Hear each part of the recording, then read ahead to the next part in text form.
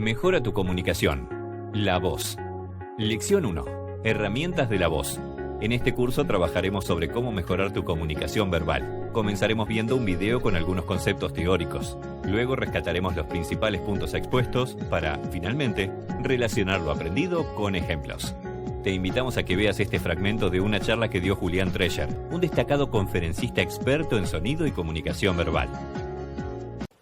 Also, now that's what you say, and it's like the old song, it is what you say, it's also the way that you say it.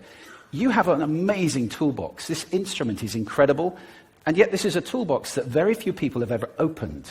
I'd like to have a little rummage in there with you now, and just pull a few tools out that you might like to take away and play with, which will increase the power of your speaking. Register, for example. Now, falsetto register may not be very useful most of the time, but there's a register in between. I'm not going to get very technical about this for any of you who are voice coaches.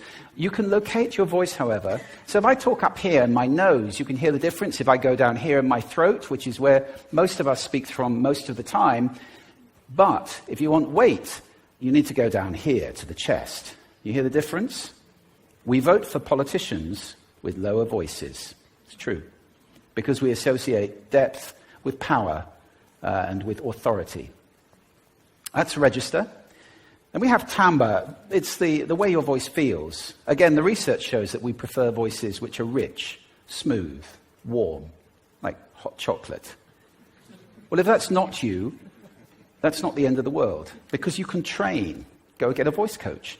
And there are amazing things you can do with breathing, with posture, and with exercises to improve the timbre of your voice. Then prosody. I love prosody. This is the sing-song, the meta-language that we use in order to impart meaning. It's route one for meaning in conversation. People who speak all on one note are really quite hard to listen to if they don't have any prosody at all.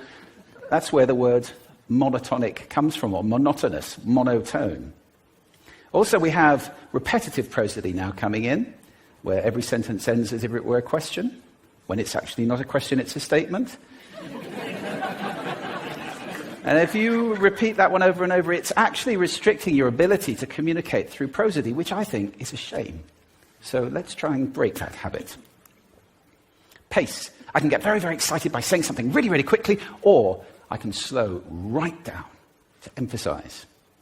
And at the end of that, of course, is our old friend, silence. There's nothing wrong with a bit of silence in a talk, is there? We don't have to fill it with ums and ahs. It can be very powerful. Of course, pitch often goes along with pace to indicate arousal, but you can do it just with pitch. Where did you leave my keys? Where did you leave my keys? It's a slightly different meaning in those two deliveries. And finally, volume. I can get really excited by using volume. Sorry about that if I startled anybody. Or I can have you really pay attention by getting very quiet. Some people broadcast the whole time. Try not to do that. That's called sodcasting. Imposing your sound on people around you carelessly and inconsiderately. Not nice.